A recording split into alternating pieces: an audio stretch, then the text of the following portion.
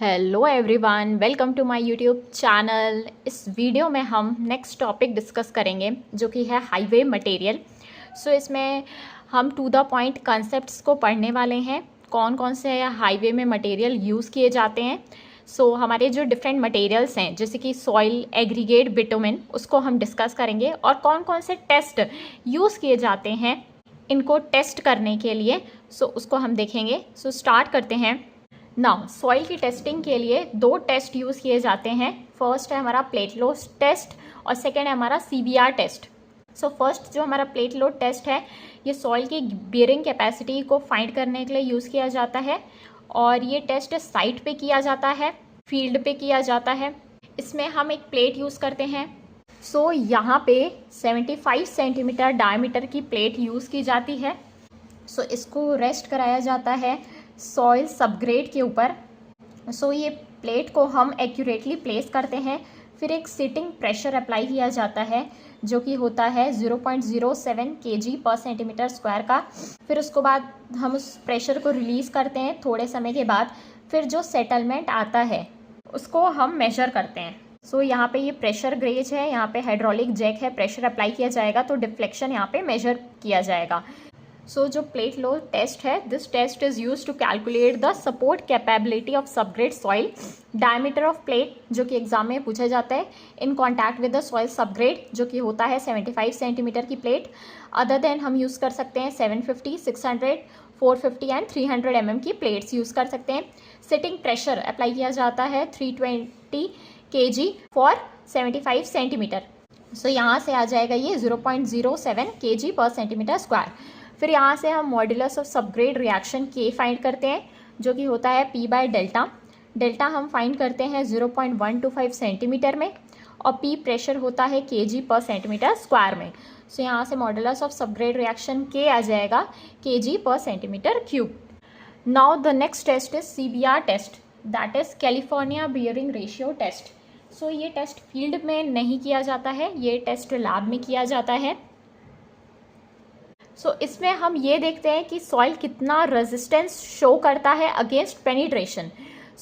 This is a empirical penetration test developed by California division of highway to evaluate the stability of soil subgrade. इसमें हम क्या use करते हैं, standard piston होता है, ये है हमारा सॉइल सैंपल। इसमें हम सॉइल को प्लेस करते हैं। ये जो सैंपल की साइज़ होती है, सॉइल सैंपल जिसमें हम प्लेस करते हैं, इसकी साइज़ होती है 150 mm डायमीटर और 127 हाइट का ये होता है। इसमें हम सॉइल को प्लेस करते हैं लेयर्स में। ये मोल्ड होता है, ये मोल्ड है बेसिकली जिसमें हम सॉइल सैंपल को प्लेस करते हैं। इसका साइज़ होता है 150 mm डायमीटर का और 127 mm हाइट का। इसके ऊपर ये एक प्लंजर होता है जो कि पिस्टन है, ये 50 mm डायमीटर का होता है। इससे लोड अप्लाई किया जाता है और यहाँ पे एक डायल गेज होता है जो कि पेनिट्रेशन को मेजर करता है, कितना ये पेनिट्रेट हो रहा है हमारा पिस्टन। इसमें जो रेट होता है पेनिट्रेशन का वो होता है 1.25 mm पर मिनट के रेट से प्रेशर अप्लाई किया जाता है।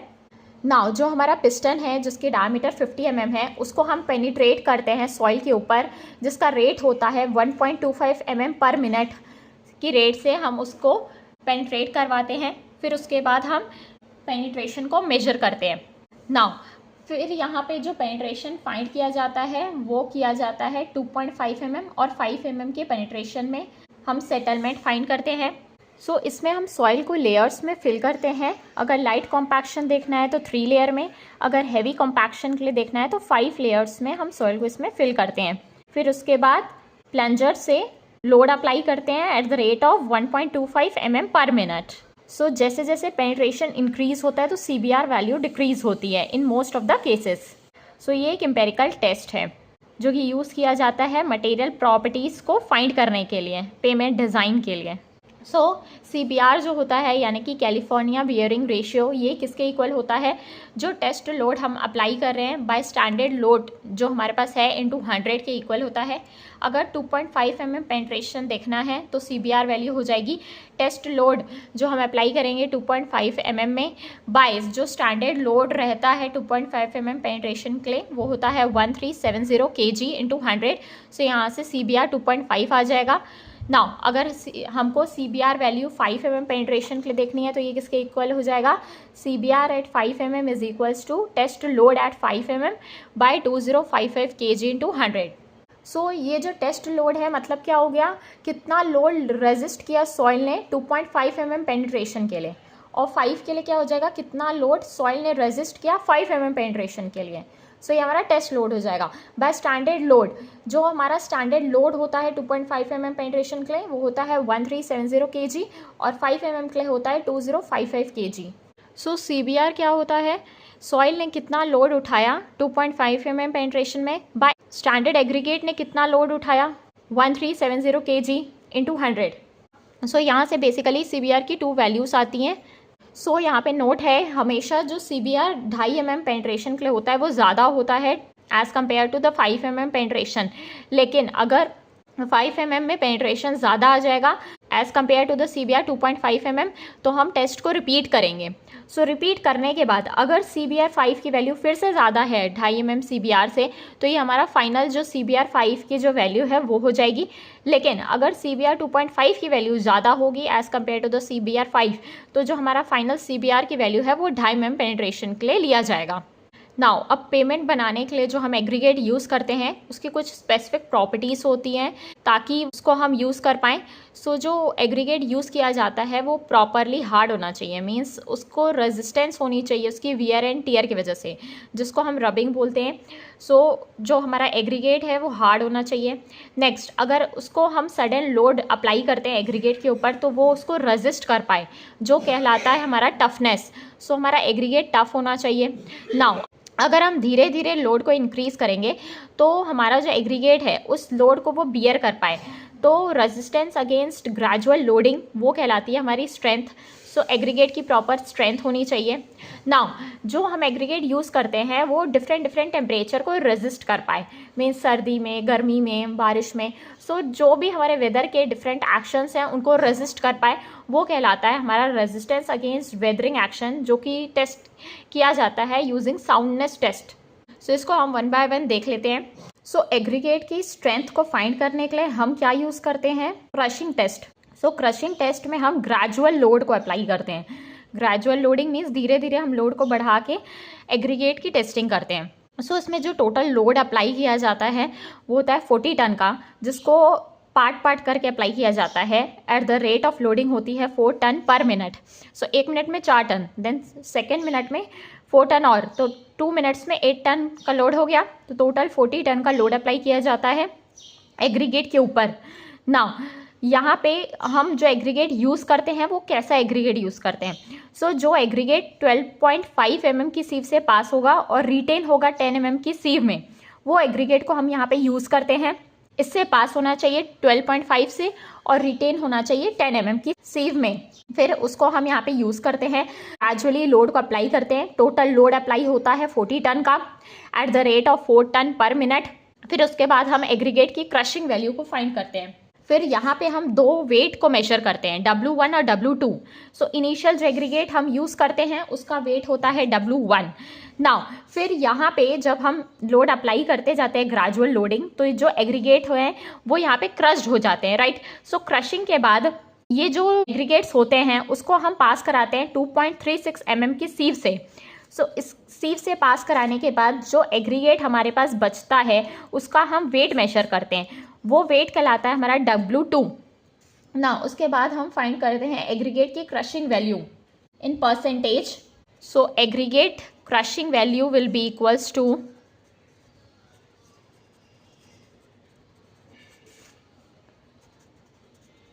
W2 by W1 into 100।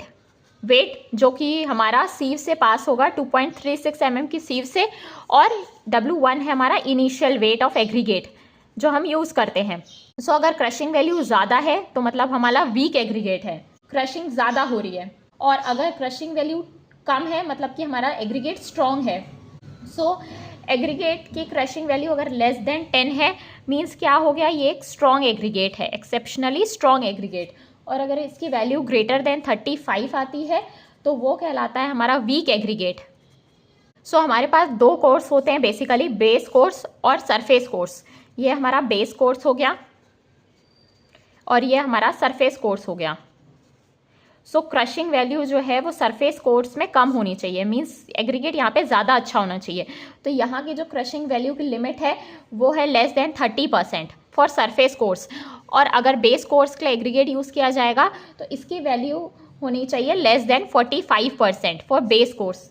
सो यहाँ हम लिख लेंगे aggregate crushing value is equals to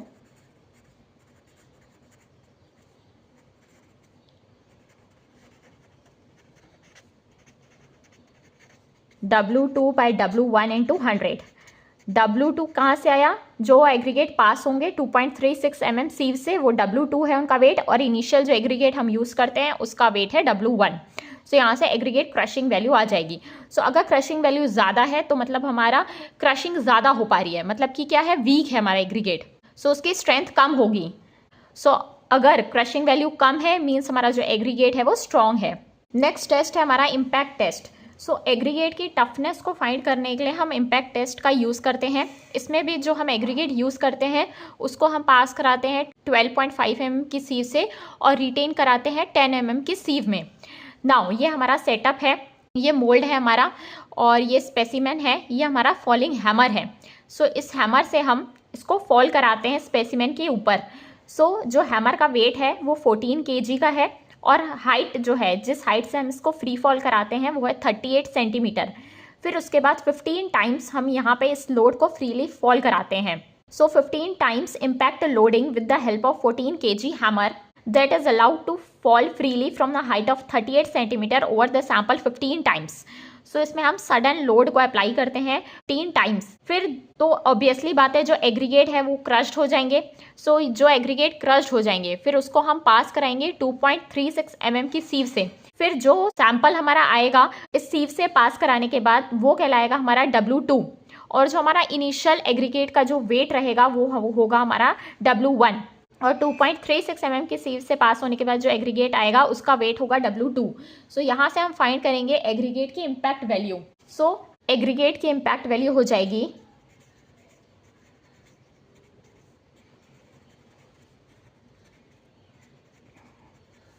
W2 by W1 into 100।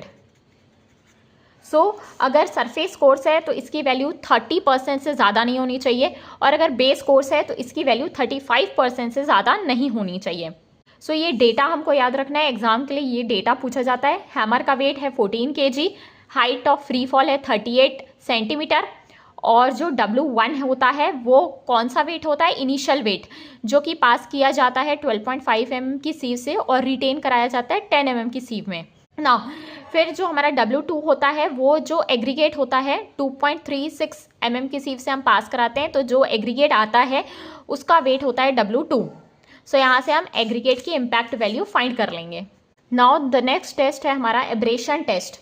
सो अगर हमको एग्रीगेट का रेजिस्टेंस देखना है अगेंस्ट वियर और टियर, जिसको एब्रेशन बोलते हैं, उसको हम फाइंड करते हैं एब्रेशन टेस्ट के द्वारा।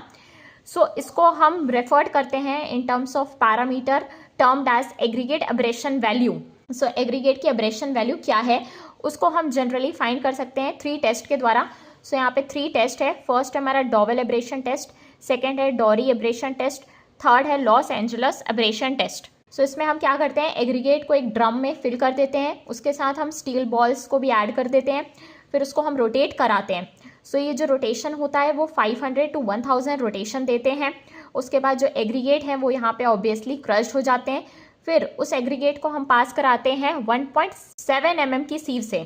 सो जो एग्रीगेट 1.7 mm की सीव से पास हो जाएंगे उनका वेट हो जाएगा W2, और इनिशियल जो वेट है हमारा सैंपल का वो है W1। फिर उन दोनों को हम यूज़ करके एग्रीगेट की एब्रेशन वैल्यू फाइंड कर सकते हैं। सो यहाँ से एग्रीगेट की एब्रेशन वैल्यू आ जाएगी W2 by W1 into 100। So W2 यहाँ पे क्या है, एग्रीगेट जो कि पास किए जाएंगे 1.7 mm की सीव से, सो उनका वेट है W2, और इनिशियल जो एग्रीगेट हम यूज़ करते हैं उनका वेट है W1। सो यहाँ से एग्रीगेट की एब्रेशन वैल्यू आ जाएगी ना। यहाँ पे कुछ टर्मिनोलॉजीज पता होना चाहिए। सो फर्स्ट है हमारा जो स्टील बॉल्स हैं उनका एब्रेसिव चार्ज मीन्स उनका डायमीटर और वेट क्या होना चाहिए। सो स्टील बॉल का डायमीटर 48 mm होता है और उसका वेट होता है 390 to 445 ग्राम। और लॉस एंजलस एब्रेशन मशीन है उसका जो डायमीटर होता है वो होता है 700 mm और लेंथ होती है 500 mm। और रोटेशन जो दिया जाता है मशीन को, स्पीड है उसकी 30 to 33 RPM रोटेशन पर मिनट। सो स्पीड जो होता है मशीन की, रोटेशन ऑफ मशीन की, वो होती है 33 रोटेशन पर मिनट। और कितने रिवॉल्यूशंस हम यहाँ पे देते हैं, टोटल हम देते हैं 500 to 1000।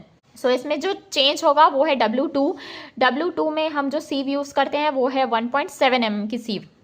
नाउ एग्रीगेट की एब्रेशन वैल्यू 30% से ज़्यादा नहीं होनी चाहिए अगर सरफेस कोर्स है, और 50% से ज़्यादा नहीं होनी चाहिए अगर बेस कोर्स है। So aggregate abrasion value should not be greater than 30% for surface course, और एग्रीगेट की abrasion value should not be greater than 50% for base course.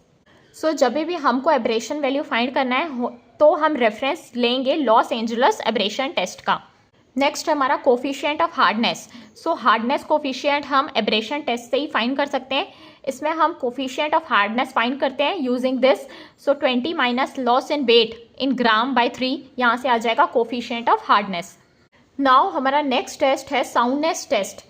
सो अगर हमको एग्रीगेट का रेजिस्टेंस देखना है वेदरिंग एक्शन में, मीन्स अलग अलग टेम्परेचर में एग्रीगेट किस तरीके से रिएक्ट कर पा रहा है और डिफरेंट टेम्परेचर में ये रेजिस्ट हो पा रहा है कि नहीं, उसके लिए हम यूज़ करते हैं soundness test. So this test is perform to check the durability and resistance against weathering action of aggregate. So इसमें हम क्या करते हैं, जो सॉइल का सैंपल है उसको हम इमर्स करते हैं सॉल्यूशन में। एक है हमारा सोडियम सल्फेट और दूसरा है मैग्नीशियम सल्फेट। इन दोनों में किसी सैंपल में इमर्स करते हैं फॉर 16 to 18 आवर्स। फिर जो सैंपल है उसको हम इमर्स करते हैं इतने घंटे के लिए। फिर उसके बाद इतने समय के बाद उस सैंपल को हम निकालते हैं। फिर उस सैंपल को हम ओवन ड्राई करते हैं at a temperature of 105 degree Celsius to 110 degree Celsius. फिर हम इसको 3 से 4 घंटे के लिए ओवन ड्राई करते हैं। फिर इस तरीके से हम 5 टाइम्स करते हैं, 5 वेट साइकिल और 5 ड्राई साइकिल्स। सो जो 5 साइकिल्स के बाद जो लॉस होगा वेट ऑफ एग्रीगेट में, उसको हम डिटरमाइन करेंगे सीव करने के बाद। जो भी हमारे अंडर साइज्ड पार्टिकल्स हैं उनको हम वेट करेंगे। फिर जो हमारा लॉस होगा, ऑब्वियसली बात है वेट में लॉस होगा क्योंकि डिसइंटीग्रेशन होगा कुछ समय के बाद, क्योंकि इनिशियल क्या है, ये जो केमिकल्स हैं ये एग्रीगेट के अंदर जाएंगे। फिर अगर हम उसको नेक्स्ट टाइम बाहर निकाल के फिर ओवन ड्राई करेंगे तो ये केमिकल्स बाहर आएंगे, तो इस वजह से जो एग्रीगेट है वो डिसइंटीग्रेट होगा। सो उस वजह से लॉस इन वेट होगा। सो अगर हम सोडियम सल्फेट का सॉल्यूशन यूज़ करते हैं तो जो लॉस इन वेट है वो 12% से ज़्यादा नहीं होना चाहिए, और अगर मैग्नीशियम सल्फेट है तो 18% से ज़्यादा नहीं होना चाहिए। So after completing the final cycle the sample is dried and each fraction of sample is examined. Is there any evidence of excessive splitting, disintegration, sieve analysis and disintegration of grains? So basically इसमें हम क्या करते हैं, जो soil aggregate है हमारा, जो aggregate है उसको हम सबसे पहले इमर्स करके रखते हैं या तो सोडियम सल्फेट या मैग्नीशियम सल्फेट के सॉल्यूशन में 16 to 18 आवर्स के लिए। फिर उस सैंपल को हम उस केमिकल से निकालते हैं, फिर उसको ड्राई करते हैं ओवन में इस टेम्परेचर रेंज में 3 से 4 घंटे के अंदर। इस तरीके से हम 5 टाइम्स करते हैं। फिर उसके बाद जो लॉस इन वेट है उसको हम फाइंड करते हैं कितना लॉस वेट होगा। नेक्स्ट है हमारा शेप टेस्ट। सो इसमें हम देखते हैं हमारा जो एग्रीगेट है वो फ्लेकी है कि इलोंगेटेड है। सो एग्रीगेट का हम शेप देखते हैं। सो फ्लेकी कैसे पता पड़ेगा, उसको हम कैसे देखेंगे, एक है हमारा लेंथ गेज, एक होता है हमारा थिकनेस गेज। सो यहाँ पे फ्लेकीनेस देखने के लिए हम थिकनेस गेज का यूज़ करते हैं। सो इसमें हम क्या देखते हैं, एग्रीगेट की least dimension less than 0.6 times of mean dimension होनी चाहिए। सो ये हमारा थिकनेस गेज, यहाँ पे डिफरेंट थिकनेस के गेजेस हैं। सो इससे हम फ्लेकीनेस फाइंड करते हैं। सो इसमें अगर मान लेते हैं aggregate 20 mm size of thickness से पास कर रहा है और 16 mm में रिटेन कर रहा है, तो इसकी एवरेज जो डायमेंशन है वो क्या हो जाएगी 18 mm। सो यहाँ से हम फ्लेकीनेस फाइंड कर लेंगे 0.6 times of mean dimension, means 0.6 into 18। तो यहाँ से आ जाएगा हमारा एग्रीगेट की लीस्ट डायमेंशन। तो जो एग्रीगेट पास हो जाएंगे इस साइज से वो कहलाएंगे हमारे फ्लेकी एग्रीगेट। नेक्स्ट है हमारा इलोंगेटेड एग्रीगेट। सो ये कैसे हम देखेंगे, ये लेंथ गेज के द्वारा देखा जाएगा। सो इसमें हम ये length different length of aggregate को हम यहाँ प्लेस करके देखेंगे कौन सा यहाँ पे पास हो रहा है।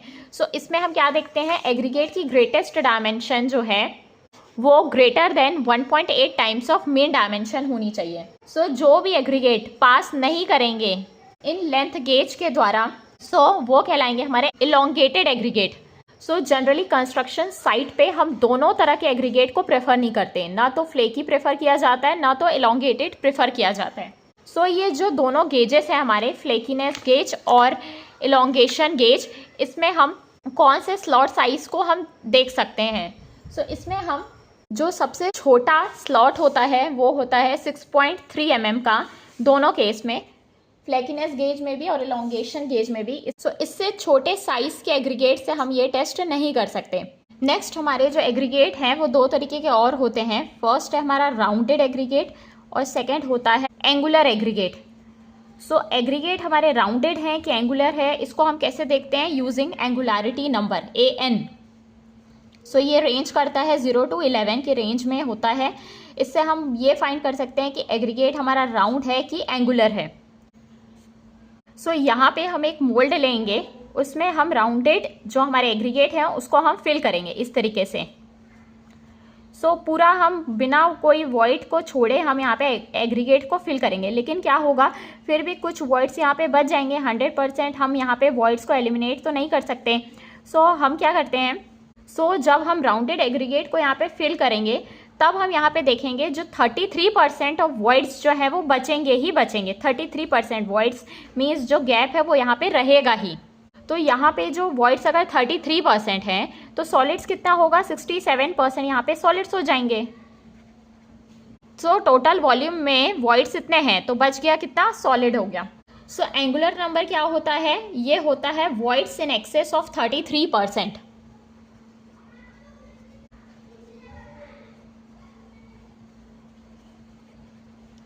जो भी वॉइड्स एक्सेस में होंगे 33% से ज़्यादा, वो कहलाएंगे हमारे एंगुलरिटी नंबर।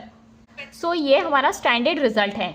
सो अगर हमने जिन एग्रीगेट्स पे टेस्ट किया, मान लेते हैं उनका एंगुलरिटी नंबर जो आ गया वो 35% है। सो ये एक्सेस कितने हो जाएंगे, 33% से ये हो जाएंगे 2% एक्सेस हो जाएंगे, तो एंगुलरिटी नंबर क्या हो जाएगा, 2 हो जाएगा। सो ये हमारा जो है टेस्ट सैंपल है, जो भी रिजल्ट आ रहा है, और ये स्टैंडर्ड है 33%। सो एंगुलरिटी नंबर वेरी कर रही है 0 to 11। तो 0 कब होंगे, मतलब कि जो हमारे वॉइड्स हैं वो भी 33% होंगे सैंपल में, और हमारा जो स्टैंडर्ड है वो 33% है। तो एंगुलर नंबर क्या हो जाएगा, यहाँ पे 0 हो जाएगा। मीन्स जो भी हमारे एग्रीगेट्स हैं वो राउंडेड हैं।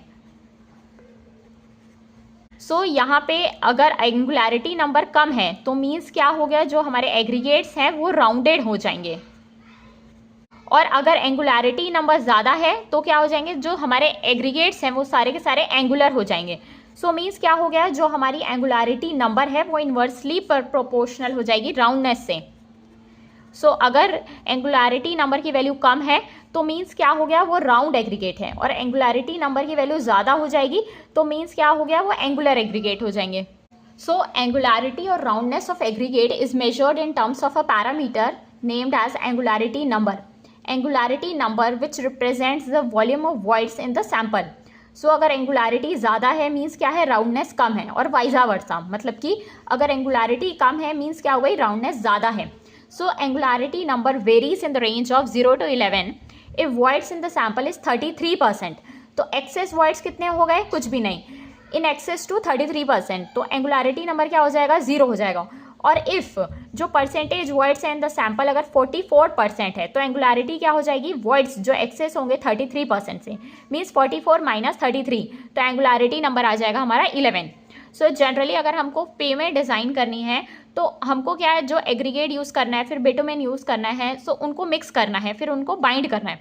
सो बाइंडिंग अगर हमको ज़्यादा चाहिए तो हम एंगुलर एग्रीगेट को यूज़ करेंगे ताकि बाइंडिंग अच्छे से हो पाए। लेकिन अगर रोड कंस्ट्रक्शन की हम बात करेंगे तो हम राउंड एग्रीगेट्स को यूज़ कर सकते हैं। सो अगर इसकी वैल्यू ज़्यादा आती है 11 से, मीन्स 12, 13, तो भी हम उसको कंसिडर 11 ही करेंगे।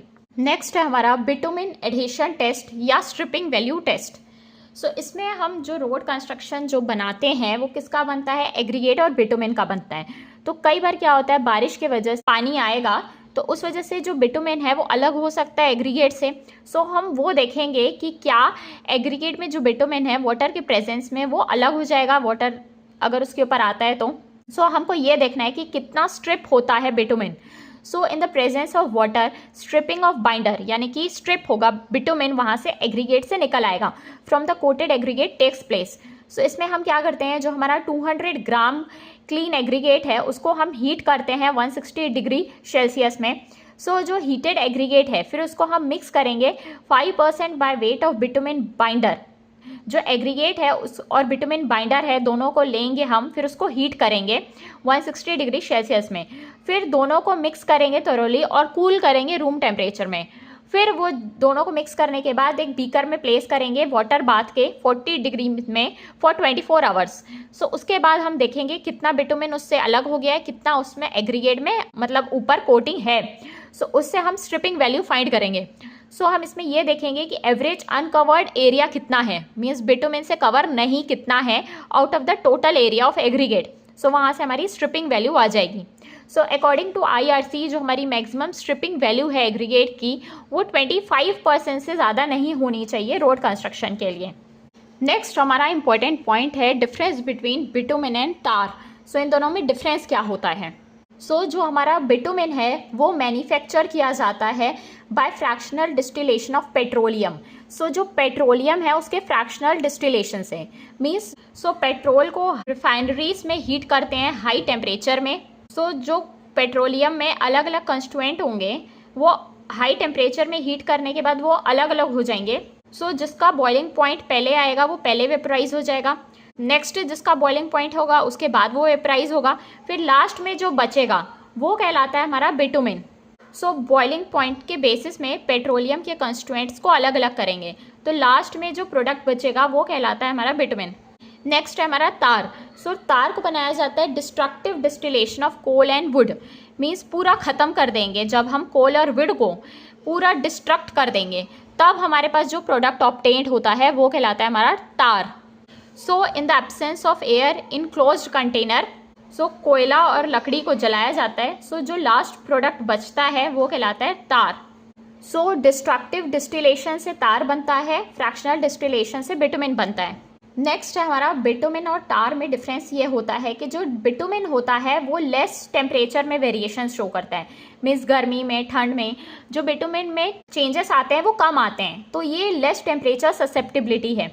और जो टार है उसमें टेम्परेचर के साथ वेरिएशन ज़्यादा आता है। सो इसीलिए टार को हम जनरली कम यूज़ करते हैं क्योंकि इसका जो बाय प्रोडक्ट है, मीन्स जो इसमें कार्बन कंटेंट रिलीज होता है इसको यूज़ करने के बाद वो ज़्यादा होता है। और तार जो है वो एटमॉस्फेयर के लिए हानिकारक होता है, मीन्स जो पोल्यूटेंट ये होता है ये ज़्यादा क्रिएट करता है, फ्री कार्बन कंटेंट इसमें ज़्यादा होता है।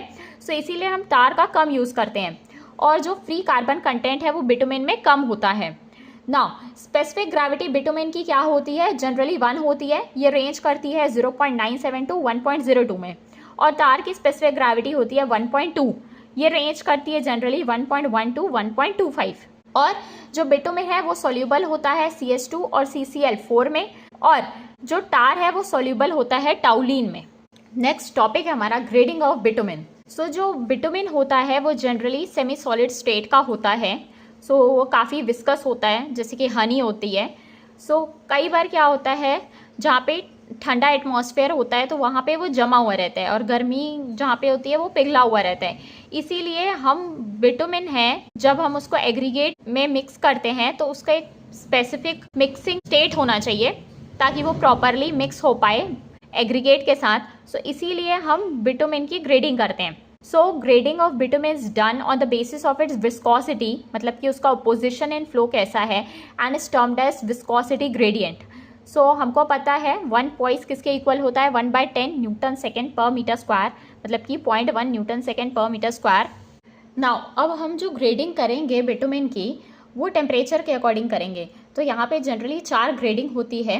सो एवरेज मैक्सिमम टेम्परेचर और ग्रेड बिटुमिन का क्या है, तो विस्कोसिटी ग्रेडियंट VG 10 होता है जब टेम्परेचर हमारा 30 डिग्री से कम होता है, VG 20 होता है जब टेम्परेचर 30 to 38 डिग्री होता है, और VG 30 होता है जब टेम्परेचर 38 to 45 डिग्री होता है, और VG 40 ग्रेड होता है बिटुमिन का जब टेम्परेचर 45 डिग्री से ज़्यादा होता है। सो ये डिफरेंट ग्रेडिंग है, हम डिफरेंट सिचुएशंस के according different grade of bitumen को यूज़ करते हैं। सो इसमें क्या होता है जो एब्सोल्यूट विस्कोसिटी है ये मेजर की जाती है 60 डिग्री सेल्सियस में, मतलब पॉइस। सो ये 60 डिग्री इसलिए किया जाता है क्योंकि जो पेमेंट डिज़ाइन है वो हम 60 डिग्री सेल्सियस में रहता है, हम ये मान के चलते हैं। सो इसमें जो एब्सोल्यूट विस्कोसिटी है VG10 की वो होती है 800, VG20 की 1600, VG30 की 2400 और VG40 की 3200। जनरली ये 8 का मल्टीपल है। और जो काइनेमेटिक विस्कोसिटी है उसको हम मेजर करते हैं 135 डिग्री सेल्सियस। सो 135 हम इसलिए लेते हैं क्योंकि हम ये मान के चलते हैं जो मैक्सिमम टेम्परेचर है पेमेंट का वो 135 डिग्री सेल्सियस जा सकता है। सो VG10 का होता है 250, VG20 का होता है 300, VG30 का होता है 350 और VG40 का होता है 400। सो जनरली इसमें 50-50 ऐड कर देंगे starting from 250 up to 400। So viscosity के अकॉर्डिंग हम बिटुमिन की ग्रेडिंग करते हैं। नेक्स्ट है हम बिटुमिन को यूज़ किस तरीके से कर सकते हैं। सो क्या है, बिटुमिन थोड़ा सेमी सॉलिड स्टेट का होता है। सो उसको यूज़ करने के लिए हम एक प्रॉपर स्टेट में उसको कन्वर्ट करते हैं। सो हम क्या करेंगे, बिटुमिन को हीट करके डायरेक्ट अप्लाई कर सकते हैं, बट होता क्या है, हीट करने से एनर्जी ज़्यादा लगती है। हीट के लिए जो एनर्जी लगेगी वो ज़्यादा लगेगी और जो हीट करने के बाद वेपर्स आएंगे वो डेंजरस हो सकते हैं, इट कैन क्रिएट फायर। सो इसीलिए हम हीट जनरली नहीं प्रेफर करेंगे। तो हम क्या कर सकते हैं, बिटुमिन में एक सॉल्वेंट को मिक्स कर सकते हैं जो कि वोलेटाइल सॉल्वेंट है। सो वो उसमें क्या हो जाएगा, बिटुमिन में घुल जाएगा और वो यूज़ करने के लायक बिटुमिन को बनवा देगा। और बाकी जो वेपर्स हैं वोलेटाइल यानी कि वेपर्स में वो कन्वर्ट हो जाएंगे और वो ऊपर चले जाएंगे वेपर्स के फॉर्म में। सो यहाँ पे हम 3 तरीके के सॉल्वेंट को यूज़ करते हैं। पहला है रैपिड क्यूरिंग, उसमें हम यूज़ करते हैं नैफ्था और गैसोलीन। सेकेंड है मीडियम क्यूरिंग के लिए हम यूज़ करते हैं केरोसिन ऑयल। थर्ड है हमारा स्लो क्यूरिंग, इसके लिए हम यूज़ कर सकते हैं हाई बॉइलिंग पॉइंट ऑयल का। सो बिटुमिन की विस्कोसिटी को कम करने के लिए हम वोलेटाइल सॉल्वेंट इसमें मिक्स कर देते हैं। सो इसमें क्या है, वोलेटाइल सॉल्वेंट मीन्स क्या हो गया, वो बिटुमिन में घुल जाएगा और वोलेटाइल जो है वो वेपर्स के फॉर्म में उड़ जाएगा आफ्टर एप्लीकेशन। सो इसको बोला जाता है कटबैक बिटुमिन। सो इसमें क्या है, हमको बिटुमिन को हीट करने की ज़रूरत नहीं है। इसमें हम बिटुमिन को सरफेस में अप्लाई कर दिए। कौन सा सॉल्वेंट हम अप्लाई करेंगे, अगर हम नैफ्था मिलाते हैं तो ये जल्दी सेट हो जाएगा रोड पे। सो वेपर्स किसके निकलेंगे, नैफ्था के वेपर्स निकलेंगे, जो बिटुमिन है वो सेट हो जाएगा। सो क्यूरिंग मतलब कि इतना टाइम लग रहा है उसको वेपराइज होने में बिटुमिन को। सो स्लो क्यूरिंग मीन्स क्या हो गया, मीन्स बिटुमिन को सेट होने में पूरा 1 दिन लग जाएगा, उसके जो सॉल्वेंट है उसको वेपराइज होने में। सो वो होगा हमारा स्लो क्यूरिंग। सो जनरली जो भी हम वोलेटाइल सॉल्वेंट यूज़ करते हैं इसमें जनरली कार्बन ज़्यादा होता है। सो ये पॉल्यूटेंट होता है फॉर एटमॉस्फेयर। सो इसीलिए हम एक तरीके का और बिटुमिन यूज़ करते हैं जो कि होता है हमारा बिटुमिल इमल्शन। इसमें हम क्या करते हैं, बिटुमिन को वाटर के साथ मिक्स करते हैं और एक इमल्सीफायर को मिक्स करते हैं। सो जनरली बिटुमिल इमल्शन हम वहाँ यूज़ करते हैं जहाँ पे रिपेयर वर्क करना रहता है, रिपेयर मेंटेनेंस का काम करना रहता है, वहाँ हम बिटुमिन इमल्शन का यूज़ करते हैं। और जनरली ड्राई वेदर कंडीशन और रेनी वेदर में हम यूज़ करते हैं। और ये प्राइम कोट और टैग कोट के फॉर्म में भी यूज़ किया जा सकता है। और इसका मेन एडवांटेज ये है कि इसको हम बिना हीटिंग के भी यूज़ कर सकते हैं डायरेक्ट बिटुमिन इमल्शन को।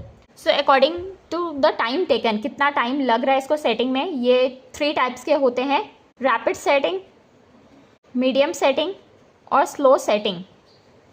3 टाइप्स में ये इमल्शन होते हैं। So bitumen emulsion, these are specifically used in maintenance or patch work, particularly during dry weather condition and rainy weather. It may also use interface treatments such as prime coat, tag coat. The main advantage is that they can be used without heating. Next topic है हमारा how to find the viscosity. So bitumen की viscosity, तार की viscosity हम कैसे find करते हैं? सो इसको हम फाइंड करते हैं यूजिंग स्टैंडर्ड तार विस्कोमीटर। इसमें हम तार की विस्कोसिटी मेजर करते हैं और जो डिफरेंट मेथड्स हैं वो है सेबॉल्ट फॉर ऑल। जनरली ये बिटुमिल इमल्शन और बिटुमिन के लिए यूज़ किया जाता है। और विस्कोसिटी हम फाइंड कर सकते हैं using capillary viscometer. Now bitumen और बिटुमिल इमल्शन की अगर हमको विस्कोसिटी फाइंड करनी है तो हम क्या करेंगे, एक ऑरिफिस टाइप विस्कोमीटर को हम यूज़ करते हैं। सो उसमें हम टाइम देखते हैं बिटुमिन के द्वारा कितना लिया जा रहा है to flow through a known distance. एक पर्टिकुलर डिस्टेंस ट्रैवल करने में उस बिटुमिन को कितना टाइम लग रहा है, वो होती है उसकी viscosity and express as the viscosity. So उसमें जो डायमीटर होता है ऑरिफिस का वो होता है जनरली 3 to 10 mm। उसमें हम पास कराते हैं बिटुमिन को, फिर कितना टाइम उसको लगेगा एक पर्टिकुलर डिस्टेंस ट्रैवल करने में वो कहलाएगी उसकी विस्कोसिटी। नेक्स्ट टेस्ट है हमारा डक्टिलिटी टेस्ट। सो हमारा बिटुमिन कितना डक्टाइल है उसको हम देखते हैं यूजिंग डक्टिलिटी टेस्ट। सो जो डक्टिलिटी फिल्म होती है बाइंडर की यानी कि बिटुमिन की, वो इम्प्रूव करती है फिजिकल इंटरलॉकिंग ऑफ एग्रीगेट। सो अगर डक्टाइल होगा बिटुमिन तो जो फिजिकल इंटरलॉकिंग होगी मीन्स आपस में जो बॉन्डिंग होगी वो ज़्यादा अच्छी होगी। तो इसको हम मेजर कर सकते हैं by scratching a standard briquette of area 1 centimetre square. इसमें हम क्या करते हैं, डिस्टेंस को मेजर करते हैं at a temperature of 27 degree Celsius and rate of 5 centimetre पर मिनट। 5 सेंटीमीटर पर मिनट से हम रेट अप्लाई करेंगे और इस ब्रिक्विटी को खींचेंगे। फिर एक पॉइंट ऐसा आएगा कि ये जो ब्रिक्विटी है बिटुमिन का वो ब्रेक हो जाएगा। तो ये कितने डिस्टेंस में ये ब्रेक होगा वो कहलाएगी इसकी डक्टिलिटी। सो जो मिनिमम डक्टिलिटी वैल्यू है वो 50 to 75 सेंटीमीटर होनी चाहिए। Is generally specified for bitumen used in payment construction. So payment construction के लिए बिटुमिन इतना डक्टाइल होना चाहिए। सो डक्टिलिटी में हम बेसिकली क्या फाइंड करते हैं कि कोई भी मटेरियल फेल होने के पहले एक वार्निंग शो करता है, तो वो हमारे डक्टाइल मटेरियल होते हैं। सो डक्टिलिटी में हम ये देखेंगे बिटुमिन कितना स्क्रैच हो पाएगा फेलियर के पहले। सो मिनिमम वैल्यू है जो डक्टिलिटी की बिटुमिन की होनी चाहिए 50 सेंटीमीटर। इसमें हमको ये स्क्रैच करते हैं इस साइड से eight the rate of 5 centimetre पर मिनट के रेट से हम इसको स्क्रैचिंग करते हैं और टेम्परेचर इसका रहता है इस टेस्ट में 27 डिग्री सेल्सियस। नेक्स्ट टेस्ट है हमारा पेनिट्रेशन टेस्ट। सो अगर हमको बिटुमिन की हार्डनेस और सॉफ्टनेस फाइंड करनी है तो हम फाइंड करेंगे पेनिट्रेशन टेस्ट के द्वारा। सो इसमें हम क्या करते हैं, ये एक नीडल है, इसको बिटुमिन सैंपल के ऊपर प्लेस करते हैं, पेनिट्रेट कराते हैं। सो 5 सेकेंड्स के बाद कितना डिस्टेंस इस नीडल ने वो अंदर जाती है, सो उससे डिटरमाइन होगा हार्डनेस और सॉफ्टनेस और बिटुमिन। अगर ज़्यादा पेनिट्रेट किया मीन्स वो हमारा बिटुमिन सॉफ्ट है, अगर कम पेनिट्रेट किया मीन्स हार्ड है। So it is the measure of hardness और softness of bitumen. It measures the distance, ये डिस्टेंस को मेजर करता है। एक स्टैंडर्ड ब्लंट पॉइंटेड नीडल जो कि होती है 100 ग्राम की, वो वर्टिकली पेनिट्रेट करती है एक sample of material at 25 degree Celsius. So ये टेस्ट किया जाता है 25 डिग्री सेल्सियस में। सो इसको हम डिनोट कर सकते हैं A30 में, मीन्स ये क्या, A फॉर आसाम, और पेनिट्रेशन है हमारा 3 mm का पेट्रोलियम, और S30 डिनोट करता है bitumen is measured from other than Assam petroleum. So ये एक डिनोशन का तरीका है और जनरली जो पेनिट्रेशन की यूनिट होती है वो 1/10 mm होती है। 1/10 mm मीन्स अगर 80/100 ऑफ पेनिट्रेशन लिखा है मतलब कि पेनिट्रेशन कितना है हमारा 8 to 10 mm है। नेक्स्ट टेस्ट है हमारा सॉफ्टनिंग पॉइंट टेस्ट। सो सॉफ्टनिंग पॉइंट टेस्ट में हम ये देखते हैं कि बिटुमिन अपना स्टेट चेंज करता है सेमी सॉलिड से लिक्विड किस टेम्परेचर में। So softening point is measured by ring and ball test के द्वारा किया जाता है। सॉफ्टनिंग पॉइंट वो वैल्यू होता है टेम्परेचर में जिसमें बिटुमिन अटेन करता है एक particular degree of softness under standardised condition. Means किस टेम्परेचर में बिटुमिन एक पर्टिकुलर डिग्री ऑफ सॉफ्टनेस को अचीव करेगा। सो इसमें कि हम क्या करते हैं, ये हमारा बिटुमिन है, बिटुमिन का सैंपल, ये हमारी स्टील बॉल है, ये डायमीटर है स्टील बॉल का 9.5 mm यानी कि 3.5 ग्राम की ये स्टील बॉल्स हैं, और ये 2 ब्रास रिंग हैं जिनकी डेप्थ है 6.4 mm डेप्थ। सो जिस टेम्परेचर में ये स्टील बॉल जो कि प्लेस किए हैं बिटुमिन के ऊपर, जब ये पास करेगा बिटुमिन लेयर को और टच करेगा बॉटम प्लेट को, मीन्स यहाँ से जब यहाँ ये टच कर लेगा जिस टेम्परेचर में, वो कहलाता है हमारा सॉफ्टनिंग पॉइंट। सो ये हमारा थर्मोमीटर है, थर्मोमीटर से हम टेम्परेचर मेजर कर लेंगे। सो यहाँ पे ये प्लेट है जो कि 2.54 सेंटीमीटर डिस्टेंस में प्लेस है। सो जब ये बिटुमिन यहाँ टच करेगा इस बॉटम प्लेट को, वो टेम्परेचर कहलाता है हमारा सॉफ्टनिंग पॉइंट। सो इम्पॉर्टेंट यहाँ पे जो पॉइंट है, जो डायमीटर है स्टील बॉल का वो है 9.5 mm जो कि है 3.5 ग्राम का। 2 ब्रास रिंग है जिनकी डेप्थ है 6.4 mm डेप्थ। नेक्स्ट है हमारा flash and fire point test. ये जो टेस्ट होता है फ्लैश पॉइंट और फायर पॉइंट का, इसको हम मेजर करते हैं using Pensky Martens closed cup and open cup apparatus use किया जाता है। सो फ्लैश पॉइंट क्या होता है, सो ये कप में हम बिटुमिन रखते हैं, फिर उसको हीट देते हैं। हीट देने के बाद यहाँ पे वेपर्स आएंगे, वो वेपर्स में जब हम एक मैच स्टिक पास में लेके जाएंगे तो एक चमक क्रिएट होगी। तो वो जिस टेम्परेचर में टेस्ट फ्लेम जो है वो फायर को कैच कर सकती हैं in the form of flash. हम माचस्टिक जलाएंगे तो यहाँ पे एक चमक जब दिखाई देगी तो जो लोएस्ट टेम्परेचर, मिनिमम टेम्परेचर होगा वो कहलाता है हमारा फ्लैश पॉइंट। नाउ फिर इसके बाद इस बिटुमिन को हम और हीट करते जाएंगे तो वहाँ पे एक ऐसा लोएस्ट टेम्परेचर आएगा, मीन्स सबसे मिनिमम टेम्परेचर, जहाँ पे ये बिटुमिन जलने लगेगा फॉर एटलीस्ट 5 सेकेंड। 5 सेकेंड्स तक जब ये जलता रहेगा जिस टेम्परेचर में, वो कहलाता है हमारा फायर पॉइंट। सो पहले फ्लैश पॉइंट आएगा फिर फायर पॉइंट आएगा। तो flash point is the lowest temperature in degree Celsius at which the application of a test flame causes the vapors from the bitumen to catch fire immediately in the form of flash।